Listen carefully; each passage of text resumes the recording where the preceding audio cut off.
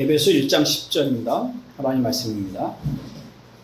하늘에 있는 것이나 땅에 있는 것이 다 그리스도 안에서 통일되게 하려 하심이라. 아멘. 우리 하나님께서 만세로부터 감추어뒀던 비밀을 아는 자들입니다.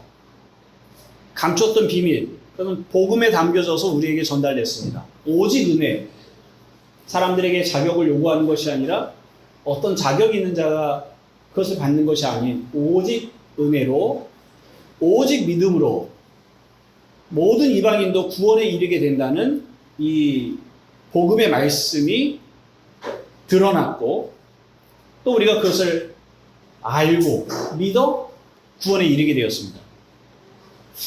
하나님의 성령으로 지혜와 총명이 우리에게 넘치게 부어지지 않는다면 사람들이 이해할 수 없는 내용이라고 성경이 말합니다.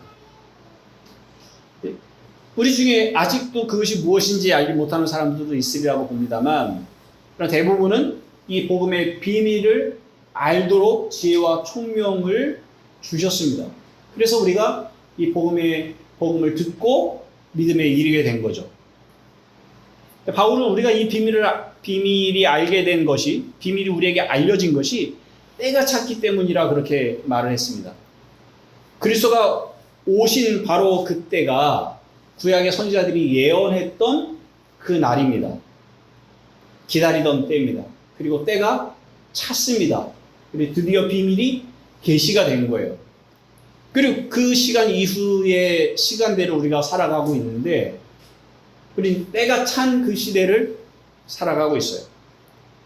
그리스도는 마지막 날에 오신 거고, 그리스도와 함께 하나님의 나라가 이 땅에 우리에게 임하였습니다. 우리는 예수 그리스도를 믿음으로 거듭나서 하나님 나라에 들어와 있는 겁니다. 죽어서 하나님 나라에 들어간다는 생각이 사실은 신앙인 안에서도 굉장히 깊이 뿌리 박혀 있어서 쉽게 튀어나오는 말이죠. 누군가가 죽으면 이제 죽어서 하늘나라 갔다고 이렇게 표현을 쉽게 합니다. 그는 성도들뿐만 아니라 성경을 가르치는 목사들의 입에서도 너무나 쉽게 자연스럽게 나오는 그런 말이 되었습니다. 그러니까 종말을 기다리는 신앙이라는 것은 그 자체가 나쁜 것은 아닙니다만은, 그러나 복음서나 또 바울의 서신서들이 말하고 있는 것은 종말이다. 지금 우리가 종말의 시대를 살고 있다고 말하는 거예요. 제 말이 아마 혼란스러운 분들도 있을 거라고 생각이 들어요. 제가 얼마 전에도 말씀드렸지만 극동방송이 차에 세팅이 돼 있어서 제가 바꾸지 않고 차를 탈 때마다 극동방송을 들어요. 설교가 자주 나오는데, 제가 어느 시간대에 나왔던 설교를 듣고 깜짝 놀랐는데, 굉장히 오랫동안 진행되고 있는 매기 성경 강의라는 것이 있어요. 그러니까 미국의 매기라고 하는 그 라디오 선교자가 설교를 했던 것을 책으로 모아서 우리나라 목회자들이 그걸 한 부분씩 설명하는 방식으로 성경을 풀어서 설명을 하는 겁니다. 그러니까 댓글을 보니까 많은 사람들이 이 매기 성경 강의를 통해서 성경을 이해하게 됐다는 내용들을 써요. 그런데 마침 제가 들었던 그 날에 로마서 설교를 전달을 하면서 그것이 그 책의 내용인지 그 책을 설명하시는 그 목사님의 내용인지는 모르겠지만, 이제 우리가 대환란이 올 때 믿음을 잃지 않도록, 이 땅에 대환란이 올 것인데, 천년왕국이 오기 전에 대환란이 올 것인데 그 대환란의 시간을 우리가 믿음으로 통과하도록 깨어 있어야 된다. 신앙에 열심을 내야 된다. 그런 내용의 설교를 하는 걸 들었습니다. 그래서 지금 우리가 가지고 있는, 제가 여러분들에게 설명하는 것과는 같지 않은 내용이거든요. 대환란이 올 것이다. 천년왕국이 올 것이다. 그래서 저도 어렸을 때부터 늘 그런 얘기를 들으면서 생각을 했습니다.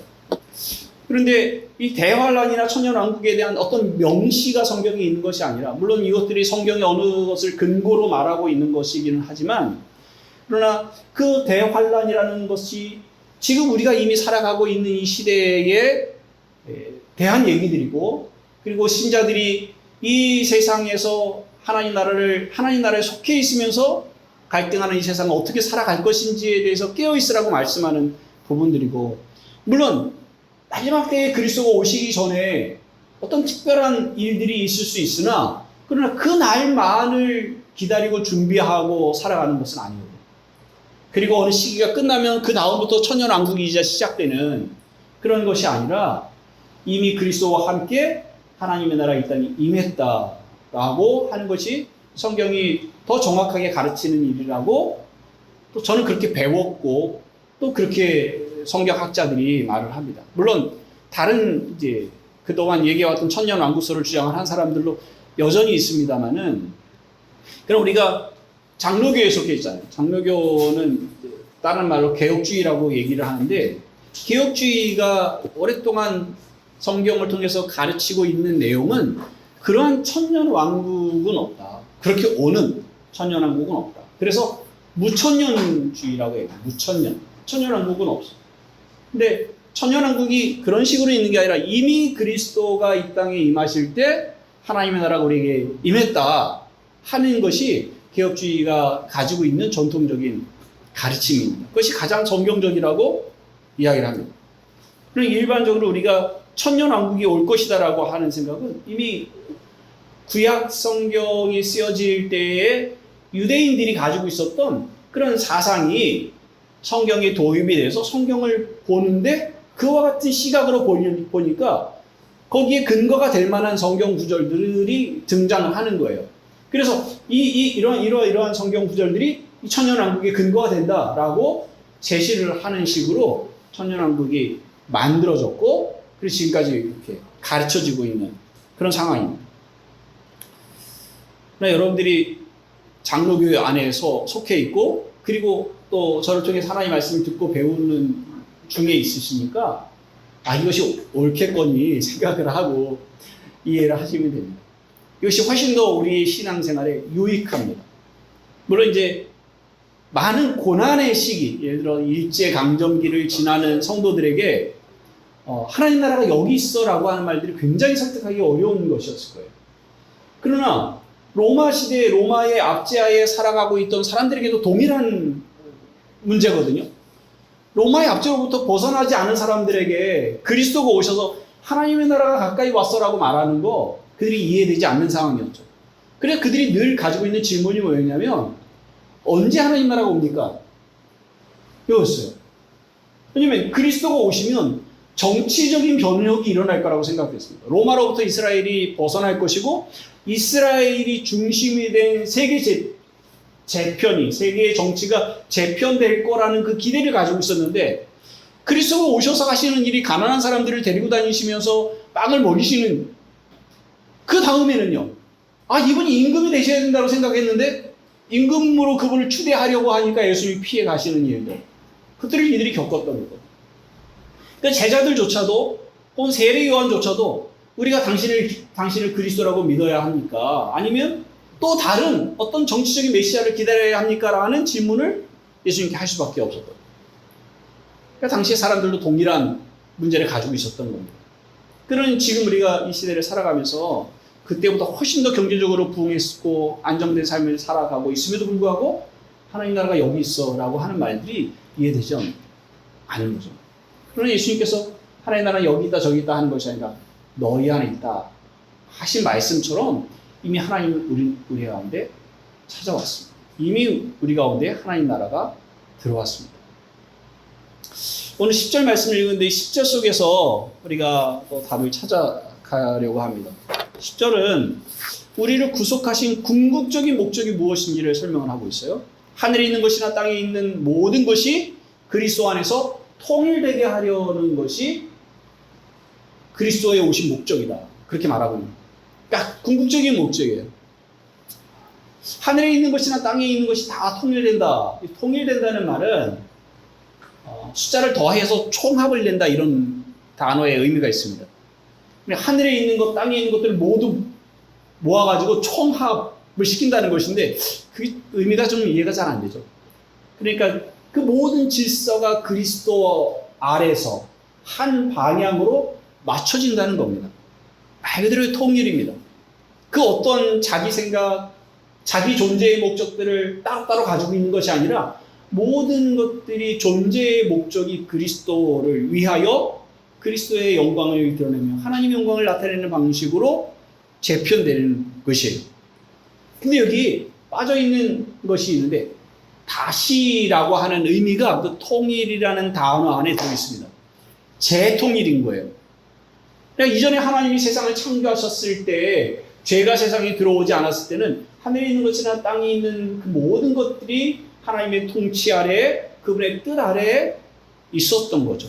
근데 죄가 들어와서 하나님과 사람 사이를 냈고 지으신 모든 것들이 죄의 영향 가운데 들어오게 됐습니다.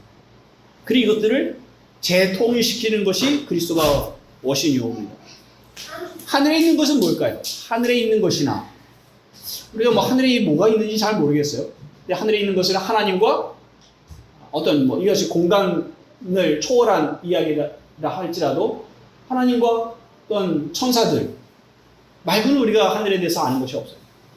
그런데 이제 성경의 몇 군데에서 특히 이제 에베소와 골로새서의 천사들 어떤 권세들에 대한 이야기를 하고 있는데 에베소 6장 12절에 보면요 주보의 말씀이 있습니다. 우리의 씨름은 혈과 육을 상대하는 것이 아니요 통치자들과 권세들과 이 어둠의 세상 주관자들과 하늘에 있는 악의 영들을. 그러니까 우리가 영적인 씨름을 하는데 어떤 세력이 있다는 거죠. 통치자들, 권세들, 어둠의 세상 주관자들, 하늘에 있는 악의 영들이라는 이름이 붙어져 있어요. 근데 여기 다 부정적인 존재들이에요. 근데 골로새서 1장 16절에도 비슷한 말을 합니다. 골로새 1장 16절 보면 만물이 그에게서 창조되되 하늘과 땅에서 보이는 것들과 보이지 않는 것들과 혹은 왕권들이나 주권들이나 통치자들이나 권세들이나 만물이 다 그로 말미암고 그를 위하여 창조되었고. 여기 말하고 있는 왕권들, 주권들, 통치자들, 권세들이 도대체 뭐냐? 어려운 영적 권세들에게 붙여진 이름입니다. 어떤 천사들인데 그 천사들의 계급들이 있을 것이고 그 계급들에 붙여진 이름이다. 이런 정도로만 추측을 하려고 알고 있는 정도입니다. 근데 이제 어떤 좀 더 신비롭게 하려는 사람들이 이걸 이제 풀어서 설명을 하죠. 그래서 이 정부는 권세자들, 혹은 문화는 또 어떤 세력이, 어떤 지역은 뭐라고 이름 붙여져 있는 이런 식으로 그 천사들의 그룹을 이 세상의 일들과 연결시켜서 이해를 시키려고 하는 사람들이 있습니다만 전혀 근거가 없는 추측에 불과한 내용들입니다. 하늘에 있는 천사들이 우리가 생각하는 것처럼 이렇게 계급들이 붙여져 있고 이름들이 붙여져 있는지 우리는 정확하게 알 수 없습니다만 그러나 이 말씀들을 근거로 해서 어떤 영적인 권세들이 있다는 사실만은 우리가 알고 있죠. 하나님께서 천사들을 부려서 그 천사들이 일들을 하게 하는 방식으로 세상을 움직이시는 그런 성경을 통해서 우리가 그 정도는 알 수 있습니다. 근데 그 하늘에 있는 천사들, 하늘에 있는 어떤 권능들과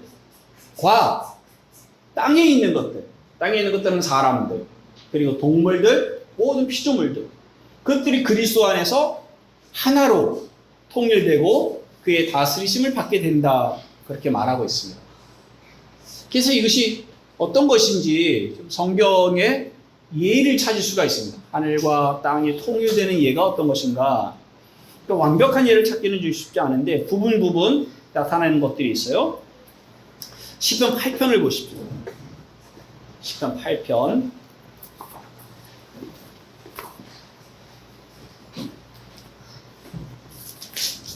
8편을 좀 중간부터 보죠. 5절부터 보겠습니다. 시편 8편 5절. 그를 하나님보다 조금 못하게 하시고 영화와 존귀로 관을 씌우셨나이다. 주의 손으로 만드신 것을 다스리게 하시고 만물을 그의 발 아래에 두셨으니 그 모든 소와 양과 들짐승이며 공중의 새와 바다의 물고기와 바닷길에 다니는 것이니이다. 여호와 우리 주여 주의 이름이 온 땅에 어찌 그리 아름다운지요. 이 시편 8편은 메시아에 대한 시입니다. 그리스도가 오셨을 때 그 그리스도를 하나님이 높이셔서 그를 온 세상의 통치자로 세우신다는 그런 메시지. 그러니까 그리스도의 말씀에 모든 것들이 순종한다는 그런 말씀입니다. 그런데 그리스도와 함께 그리스도에게 속해 있는 신자들에게도 나타날 일이에요.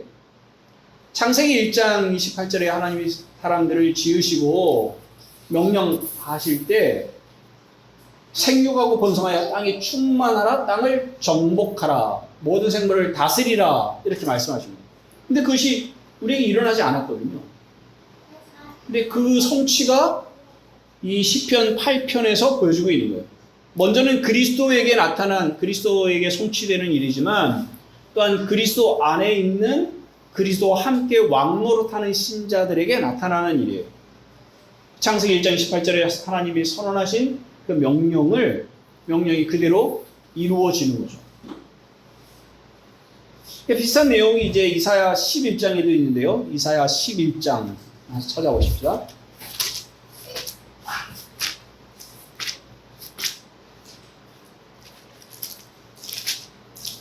이사야 11장 6절입니다.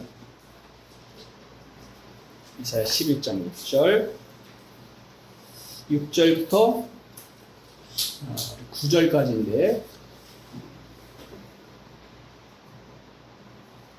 981쪽 6절부터 같이 읽어봅시다. 시작.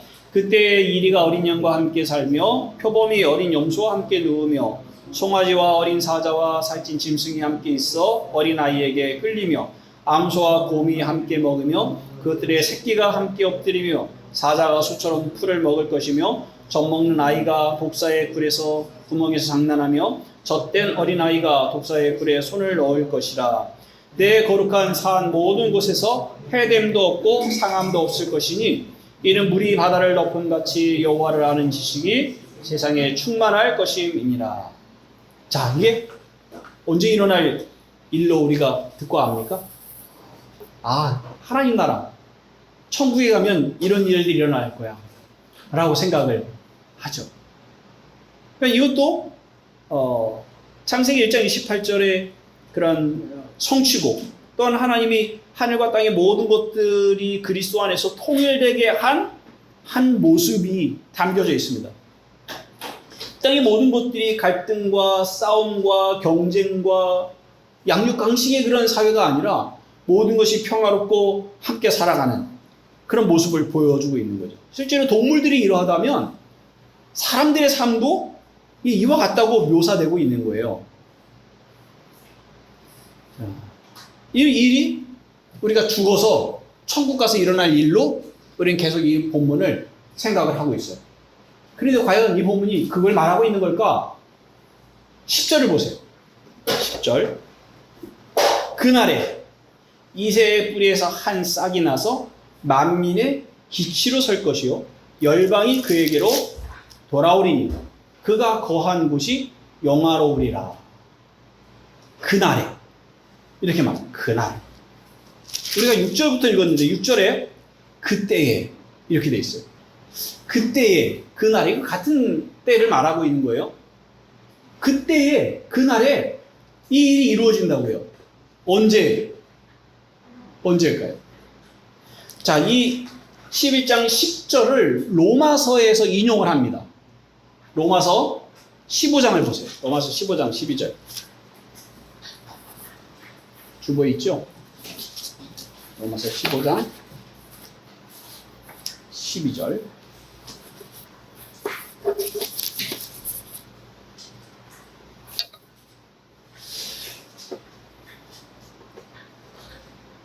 로마서 15장 12절 있습니다.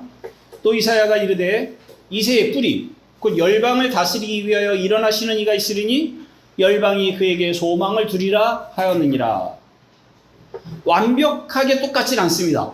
이사야의 이사야 11장 10절을 바울이 인용을 하면서 약간 변형을 합니다.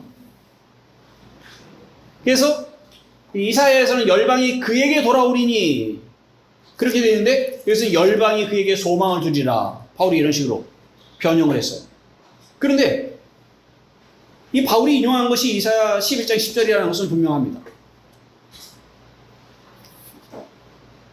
자, 이새의 뿌리에서 한 싹이 난다.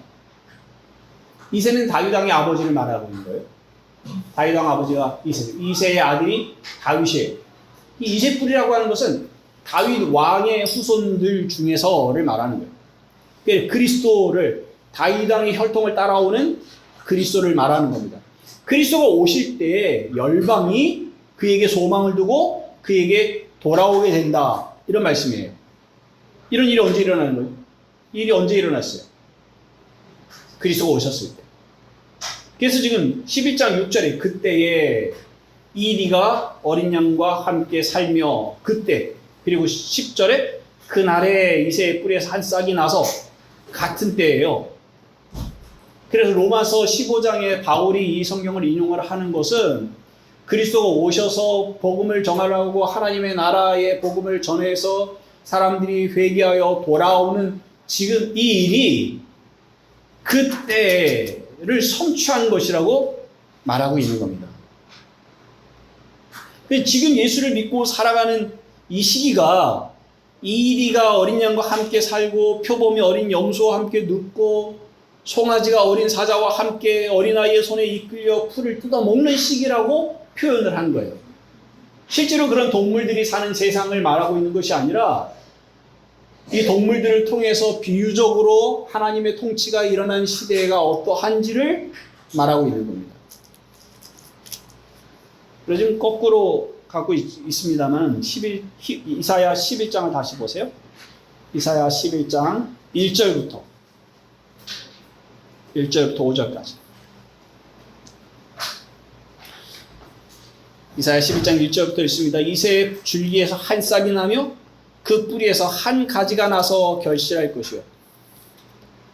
그 위에 여호와의 영 곧 지혜와 총명의 영이요 모략과 재능의 영이요 지식과 여호와를 경외하는 영이 강림하시리니 그가 여호와를 경외함으로 즐거움을 삼을 것이며 그의 눈에 보이는 대로 심판하지 아니하며 그의 귀에 들리는 대로 판단하지 아니하며 공의로 가난한 자를 심판하며 정직으로 세상이 겸손한 자를 판단할 것이며 그의 입에 막대기로 세상을 치며 그의 입술의 기운으로 악인을 죽일 것이며 공의로 그의 허리띠를 삼으며 성실로 그의 몸에 띠를 삼으리라. 이 말씀은 1절부터 5절까지 이 말씀은 그리스도에게 그대로 성취가 됩니다. 그리스도는 이새의 줄기에서 난 싹이면서 동시에 뿌리에서 난 가지이기도 합니다. 여호와의 영이 그에게 임했죠.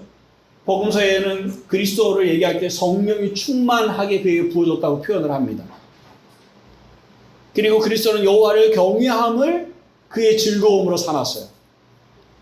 그는 보이는 대로 사람들이 있는 대로 보여주는 대로 외식하는 자가 그 속에 무엇이 있는지도 모르고 그 외식하는 대로 사람을 평가하고 판단하신 것이 아니라 주님은 사람들을 꿰뚫어 아셨어요.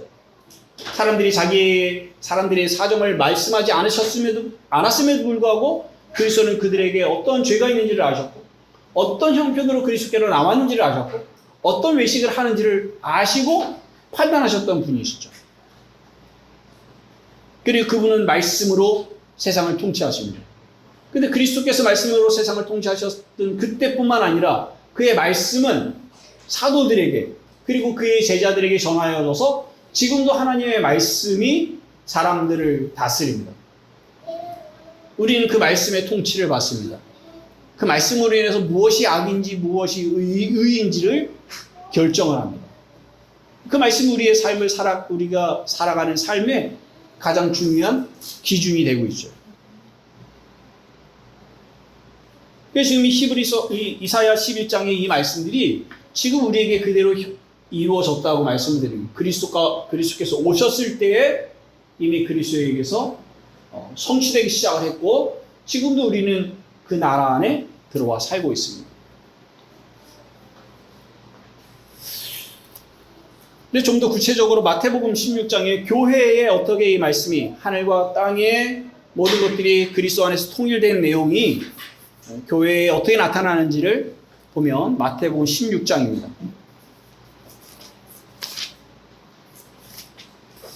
예수님께서 너희는 나를 누구라 하느냐 이렇게 물었을 때 베드로가 16장 16절에 주는 그리스도시요 살아계신 하나님의 아들이시니이다. 그러니까 당신은 그리스도시요 살아계신 하나님의 아들이십니다. 이렇게 고백합니다. 그럴 때 예수님께서 베드로에게 특히 18절 내가 네게 이르노니 너는 베드로라 내가 이 반석 위에 내 교회를 세우리니 음부의 권세가 이기지 못하리라. 내가 천국 열쇠를 내게 주리. 천국이라는 말 하나님 나라로 바꿔야 되고, 왜냐면 이 마태복음에는 그렇게 기록이 됐다 그랬어요. 내가 하나님 나라의 열쇠를 내게 주리니 내가 땅에서 무엇이든지 매면 하늘에서도 매일 것이요 내가 땅에서 무엇이든지 풀면 하늘에서도 풀리듯. 그죠? 땅과 하늘이 지금 연결되어 있잖아요. 베드로가 교회에 그 권세를 주신 겁니다. 교회는 하늘과 땅을 연결하는 열쇠를 가지고 있는 거예요. 무엇으로? 하나님의 말씀으로. 말씀이 선포돼서 그 어떤 사람이 믿으면 그는 하나님 나라에 들어오는 거죠. 만약 그 어떤 사람이 하나님의 말씀을 거부하면 그는 하나님 나라에서 배제되는 사람이 됩니다. 이 땅에서 일어나는 이 하나님 나라에서 일어나는 일인 거예요. 땅과 하늘이 하나로 연결되어 있어요.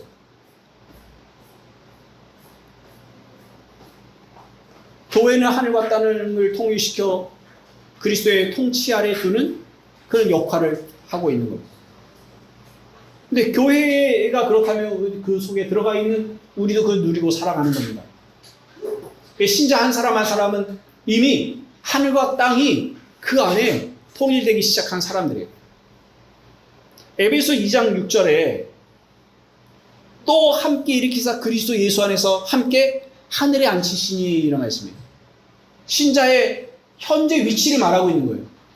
신자들은 바른 땅에 딛고 살아가지만 그러나 그들의 정체성은 그리스도와 함께 하늘에 앉아 있는 것이라고 사도 바울이 말하고 있어요. 그것이 우리의 위치죠. 빌립보서에서는 우리의 시민권은 하늘에 있는지라 이렇게 말합니다.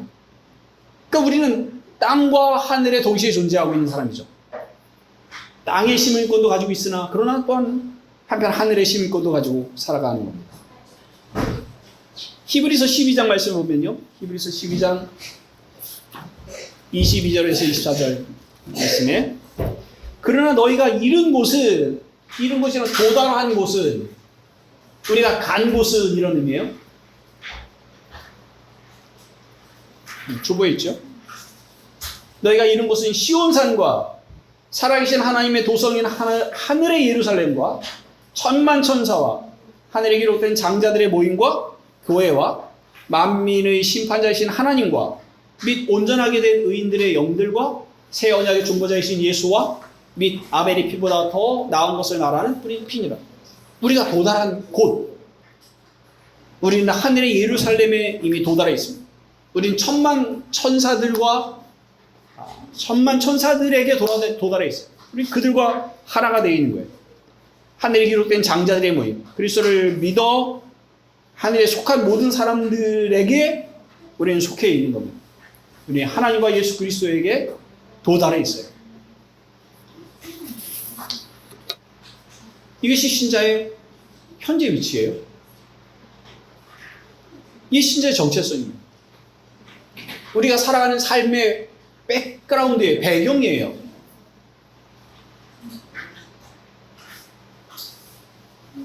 우리 늘 주기도문 할 때마다 이걸 사실은 담고 있는 거예요. 이 내용을.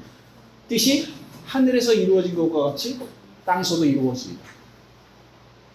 하나님의 계획하신 그 모든 일들이 여기에서 우리가 살아가는 삶의 현장에서 이루어지기를. 하나님의 뜻이 이루어지고 하나님이 일하심이 있는 곳이라면 하나님이 계시는 거죠. 우리 하나님의 일과 하나님의 능력과 하나님의 선물과 하나님을 분리시키는 경향들이 있어요. 하나님의 말씀이 있으면 거기 하나님이 계시는 거예요. 우리 하나님을 예배하는 자리에 있다면 하나님 거기 계시는 거예요. 하나님의 은사가 거기 있다면 하나님 거기 계시는 거예요.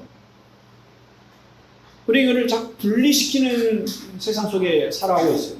눈에 보이는지 아니면 표적이 있는지를 자꾸 물어요. 물론 표적이 있고 눈에 나타나는 어떤 일들이 있다면 명확히 그것을 더 알 수 있겠다고 하지만 그러나 하나님의 말씀이 있고 성령이 거기 계실 때 거기 하나님이 계시죠. 삼위의 하나님이 계세요. 하늘에 있는 것과 땅에 있는 것이 그리스도 안에서 통일되는 일들은 먼 훗날 언젠가 우리가 죽어서 나타나게 될 일이 아니라 이미 그리스도 안에서 시작이 됐고 그리스도가 세상에 오실 때 그리스도는 하나님이며 사람이 되셨어요. 그리스도 안에서 이미 하나님과 하늘과 땅이 하나가 됐죠. 그리고 그의 사역을 통해서 그 모든 일들이 드러나기 시작을 했고, 우리에게까지 영향이 미쳤어요. 그리고 교회를 통해서, 그리고 신자 안에서 하늘과 땅이 통일되기 시작을 한 겁니다. 그래서 우리는 하나님을 대하는 우리의 태도와 사람을 대하는 우리의 태도에 갈등이 없어야 되죠. 그리고 점점 갈등이 없어집니다. 처음에는 이것이 무엇인지 몰랐죠. 그러나 신앙이 성장한다는 것은 하나님을 대하는, 하나님을 경외하고 사랑하는 그 태도 그대로 사람을 대하고, 그리고 우리에게 주어진 일들을 대하는 태도로 나타나죠. 그리고 우리 안에 하나님과 세상이, 하늘과 땅이 하나가 되는 겁니다.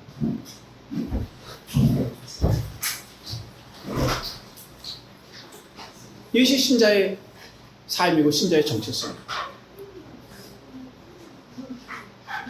영광되다고 말할 수밖에 없죠.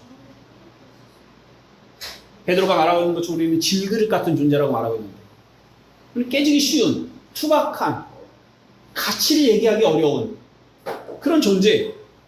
그런데 보화인 그리스도가 담겨져 있다고 말하는 것처럼 연약한 질그릇 같은 우리에게 하늘과 땅이 통일되어 살아가는 그런 영광된 삶이 우리에게 허락이 된 겁니다. 어떻게 살아가야 할까를 여기서부터 생각을 해야 됩니다.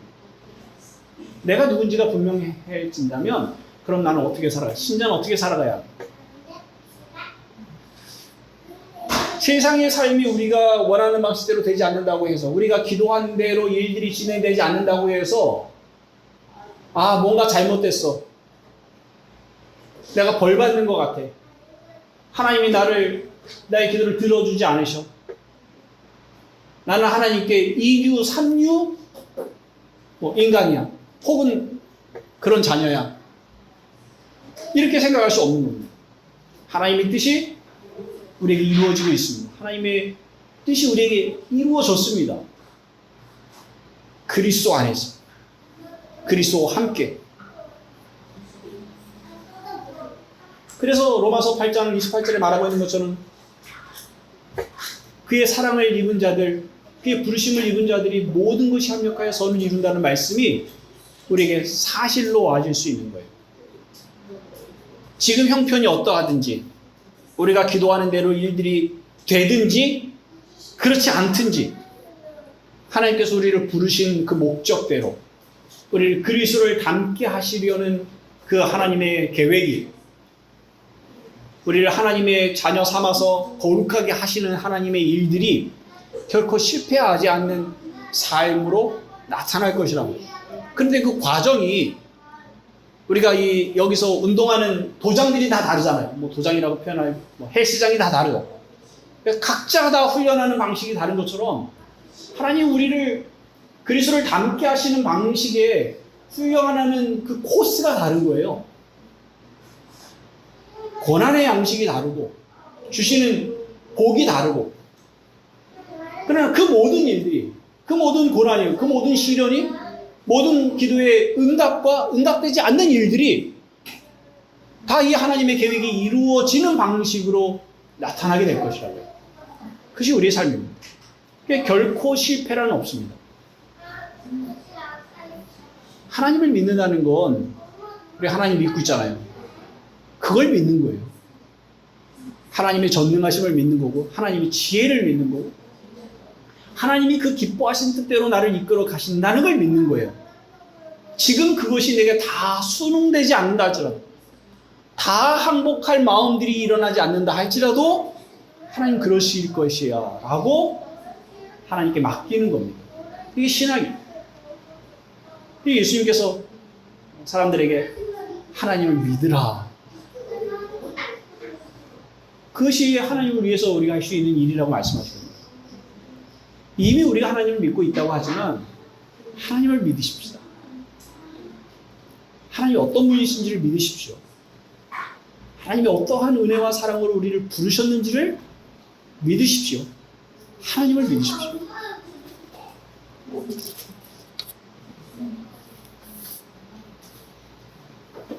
종교개혁자들이 가장 중요한 것이 무엇일까를 성경에서 뽑아낼 때 몇 가지를 뽑았는데, 그 중에 하나가 오직 하나님께 영광이라는 말을 뽑아냈어요. 그 로마서 11장 33절에 있는 고백인데요. 이는 만물이 주에게서 나오고 주로 말미암고 주에게로 돌아감이라. 그에게 영광이 세세 있을지어다. 아멘. 우리를 부르신 이도 하나님이시고 우리에게 복을 주시는 이도 하나님이시고 우리를 고난 가운데 두시는 이도 하나님이세요. 지금 우리를 이 형편 가운데 두시는 이가 하나님이세요. 이 사람과 만나서 이 아이들을 낳고 이렇게 키우는 과정을 겪게 하시는 것 또한 하나님이세요. 물론 수많은 원인들이 있죠. 제2원인, 제3원인, 우리가 순종을 했던 사건들, 우리가 하나님의 말씀에 근거해서 선택했던 일들, 혹은 그 말씀에 순종하지 않고 선택했던 일들을 수많은 원인들이 있어요. 그러나 그 모든 것들까지도 하나님께서 우리를 이끌어 가시는 방식으로 있습니다. 그래서 오직 하나님께 영광이라고 고백할 수 있는 거예요. 여러분도 아실만한 드라마 한 장면을 소개할 텐데, 김혜자 씨가 출연한 눈이 부시게, 보셨을 분들이 많이 있을 거라고 생각해요. 저는 마지막 장면 네, 아주 명장면이죠. 마지막 장면에 아들이 치매 걸린 어머니에게 묻습니다. 어머님은 살면서 언제가 제일 행복하셨어요? 그 아들을 못 알아보는 거예요. 그런 상황에서 아들이 이제 자기 어머니가 아닌 어떤 사람을 대하는 것처럼 그렇게 물은 거예요. 어머님은 살면서 언제가 제일 행복하셨어요? 어머니가 답을 합니다. 대단한 날은 아니고 나는 그냥 그런 날이 행복했어요. 온 동네에 밭 짓는 냄새가 나면 나도 솥에 밥을 앉혀놓고 그때는 아장아장 걷기 시작했던 우리 아들 손을 잡고 바다로 나가요. 그럼 그때 저 밖으로 나가요. 그럼 그때 저 멀리서부터 노을이 져요. 그때가 제일 행복했어요. 그리고 이제 김혜자 씨의 마지막 대사가 이어지는데, 내 삶은 때로는 불행했고 때로는 행복했습니다. 삶이 하나의 꿈에 불과하다지만 그럼에도 살아서 좋았습니다. 새벽에 쨍한 차가운 공기, 꽃이 피기 전 부는 달큰한 바람, 해질 무렵 우러나는 노을의 냄새, 어느 하루 눈부시지 않은 날이 없었습니다. 지금 삶이 힘든 당신, 이 세상에 태어난 이상 당신이 모든 걸 매일 누릴 자격이 있습니다. 대단하지 않은 하루가 지나고 또 별거 아닌 하루가 온다 해도 인생은 살 가치가 있습니다. 후회만 가득한 과거와 불안하기만 한 미래 때문에 지금을 망치지 마세요. 오늘을 살아가세요. 눈이 부시게. 당신은 그럴 자격이 있습니다. 누군가의 엄마였고 누이였고 딸이었고 그리고 나였을 그대들에게. 저는 이게 어떻게 믿지 않는 사람들에게서 나올 수 있는 감성일까? 늘 궁금해요.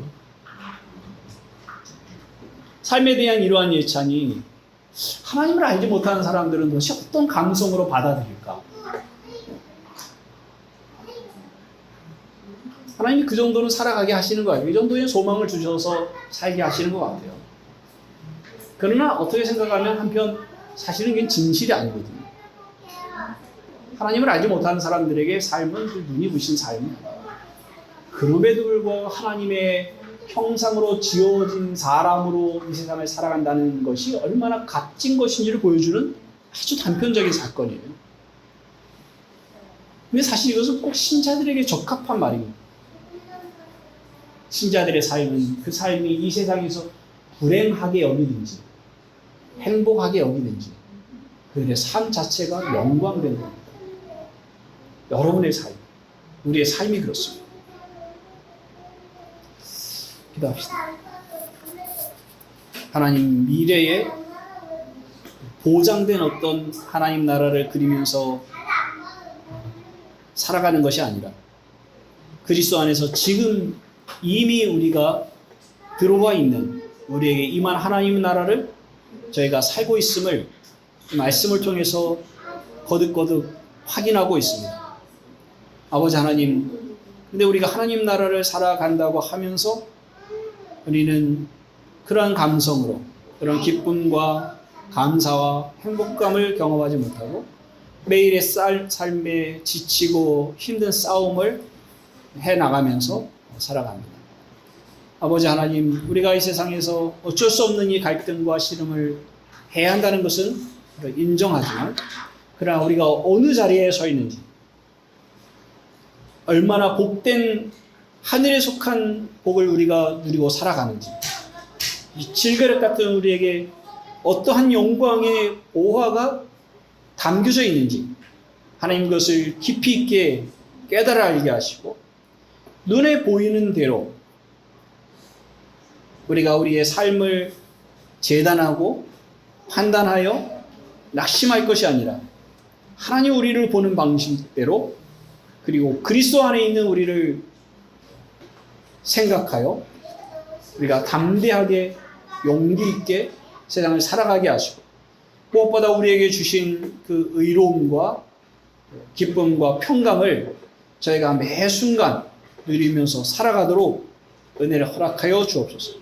하나님 기쁨이 늘 넘치게 하여 주시고, 범사에 감사하는 그런 신자의 삶을 통해서 우리가 하나님 나라를 살아가고 있음을 매 순간 고백하며 누리며 또 드러내게 하여 주시기를 구합니다.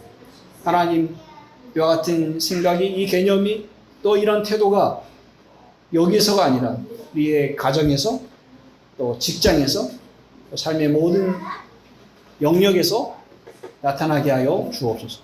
예수 그리스도의 이름으로 기도합나이다. 아멘.